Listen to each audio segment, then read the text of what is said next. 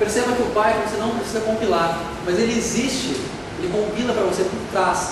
Então é muito provável que quando você faça isso, ele gere o script.pic, que é a versão desse código compilada, para que na próxima vez que ele seja executado, eu não precise fazer esse processo de pré-compilação.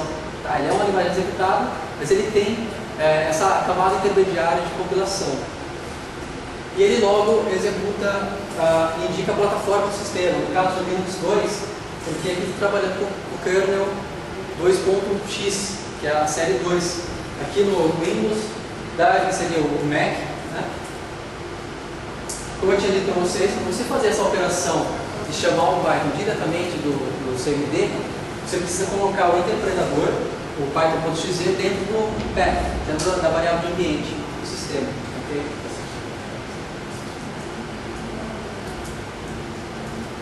Vamos supor que você não quer trabalhar com o interpretador de uma maneira implícita, você quer ser independente disso. Então você vem e coloca. É muito comum para pessoas que programam Bash ou Perl ou linguagem desse tipo, você indicar o endereço do interpretador na primeira linha do arquivo. Então aqui eu consigo chamar de uma maneira direta, simplesmente executa python.py, porque quando ele executar isso aqui, ele vai ver, bom, o interpretador desse código está aqui. Perceba a diferença? Só que para você conseguir executar esse arquivo, você tem que dar permissão de execução desse arquivo. Essa aqui é uma permissão de execução normal, onde todo usuário vai conseguir executar esse arquivo. Ele vai, ao executar, o ponto BAC do Linux, ele vai retornar o conteúdo do código. Só que você pensa, bom, se eu quero fazer uma coisa um pouco independente de plataforma, é bem ruim eu indicar onde está o meu interpretador. Concorda? Então eu venho e utilizo essa maneira alternativa, onde eu chamo o programa environment do Linux e passo o que eu estou procurando. E o programa me responde onde está o interpretador. Então eu consigo trabalhar em vários sistemas operacionais de uma maneira compatível, onde eu não dependo da localização do meu interpretador.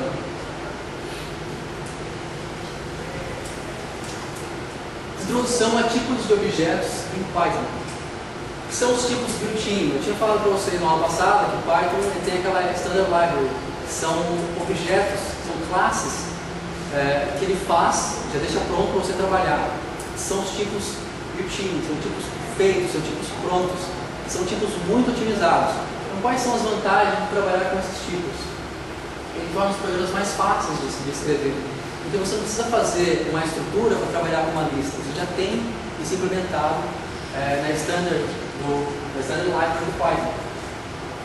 Objetos built-in são componentes de outros objetos. Então vamos supor que você queira criar um novo tipo, provavelmente você vai trabalhar em cima dos tipos prontos, né? Você vai e herda alguns tipos e atribui a esse tipo novas funcionalidades, como atributos e métodos. Então todos os tipos novos, provavelmente, você vai querer herdar de tipos pré-definidos, que na verdade você precisa fazer ou já tem implementado, ou são pequenas alterações do que já tem implementado. Eles são mais eficientes porque existem otimizações por trás deles. Muitos deles são feitos em C, compilados de maneira direta. Então ele é muito bom trabalhar com esse tipo do que você criar um novo tipo em Python. Tá?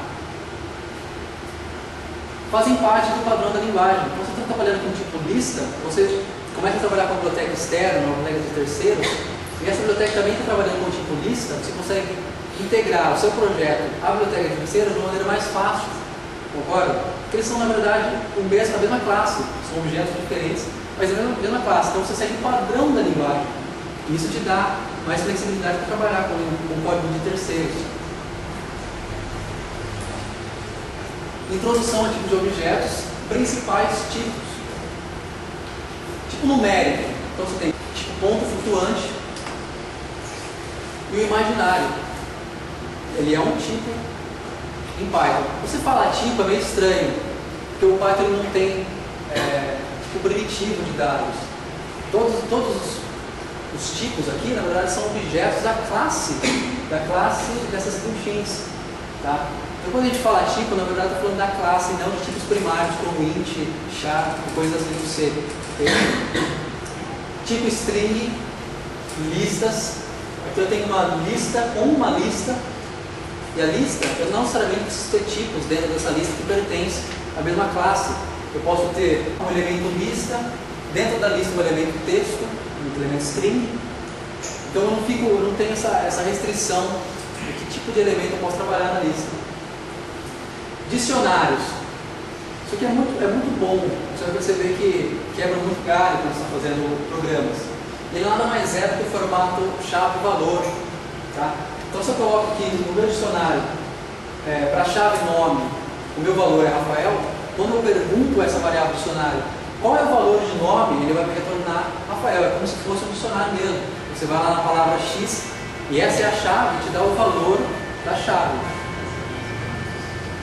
Em Python você tem um tipo dupla, que ele vai resolver a sua vida, porque ele te dá um poder, a dupla. Por exemplo, em funções você consegue retornar um valor só. Funções em C. Concorda? Você não retorna um valor só? Em Python você consegue retornar uma dupla, ou seja, você consegue retornar mais de um valor separadamente de uma maneira direta. Tá? Então agora você pode criar uma função que retorne quantos valores você quiser. Você coloca A, B, C igual a função, e você retorna dessa função a tupla, ele vai atribuir para A igual a 1, B igual a texto, C igual a 4, por exemplo. Então agora a função não é mais restrita a um valor, quando você manda retornar uma tupla. Eu tenho o tipo arquivo, eu dei um exemplo na aula passada, que o arquivo ele também é um tipo built-in, tá? na linguagem Python. Esse foi praticamente o exemplo que eu dei, né? Não sei se vocês lembram, que a gente leu um arquivo. Ele tem também o tipo conjuntos, set. Você pode trabalhar com os conjuntos matemáticos mesmo, conjuntos de informações. O Python tem certas características, como tipagem dinâmica. Quando você não precisa definir o tipo do dado, quando você vai atribuir um valor para ele, você vai alocar essa informação. Então eu posso colocar, por exemplo, x igual a 10, eu preciso colocar int x igual a 10, ele recebe o valor 10, e dinamicamente ele vê, bom, é um inteiro, então 10 é um objeto da classe inteira com o valor 10. Isso é tipagem dinâmica no Python. Tá? A gente tem outro fator importante, que é fortemente tipada. Então Python é uma linguagem fortemente tipada. Isso implica em você só conseguir trabalhar com operações. Operações são métodos do objeto que pertencem a esse objeto. Então você consegue chamar método de um outro objeto desse objeto porque ele não pertence à classe. Vai dar um erro. Ele é fortemente, ele não consegue trabalhar ao mesmo tempo. Ele vai dar um erro, vai falar que o método não existe ou coisa assim. Você só pode aplicar em objeto apenas operações válidas a esse tipo de objeto. Números em Python. Uma simples adição você vai fazer da maneira mais natural possível. Você seria o número mais do outro. Tá? Vamos supor que você quer trabalhar com multiplicação. Perceba que se você multiplica um ponto flutuante por um decimal, o resultado vai ser um ponto flutuante. Isso é importante porque você não sabe se é capaz de quebrar seu código, por questão de tipo. 2 elevado a 100. Perceba que vai dar um número muito grande. E esse número, você não tinha sérios problemas em C, por exemplo, onde o inteiro você só podia armazenar uma quantidade bem definida de valores, um decimal, você não conseguia armazenar um decimal, um valor desse numa variável inteira em C. Concorda? Que ultrapassa o número de bytes. Mas em Python não. Como ele é objeto da classe, ele simplesmente atribui isso a um atributo do objeto. Atributo da classe para esse objeto. Então você não tem limite de tamanho de números. Isso ajuda muito. Eu concordo que isso traz um pouco de... acaba com um pouco da performance, tá? Mas eu ainda acho que é muito válido você trabalhar com esse tipo de coisa. Se você precisa de um programa para fazer além de cálculos muito fortes, trabalhe com linguagens compiladas e tudo mais. Mas ele te dá certos poderes. Vamos supor que você faça 2 elevado a 1000, transforme esse número numa string e veja qual o tamanho dessa string. Por exemplo, isso aqui tornaria 302, que é o tamanho do número em casas decimais. Perfeito? Vamos supor que você quer trabalhar com Pi. Então você vai lá e importa a library Math e chama, bom, Math, eu quero a constante Pi, ou o atributo Pi, depende do tipo de classe que você está trabalhando. Ele já vai retornar um valor para você, de um valor muito preciso. Math square root, que seria a raiz quadrada. Então, se eu quero saber a raiz quadrada de 85, eu simplesmente importo a library Math e mando ele calcular. Lembra que, como faz parte do standard library, é muito utilizado isso aqui. Então, você não precisa criar um método para calcular a raiz quadrada. Você quer trabalhar com valores randômicos, você simplesmente importa a library random e chama, bom, gera um número aí ele vai gerar sem padrão nenhum, ponto flutuante, se eu não me engano é de 0 até 1, nesse intervalo.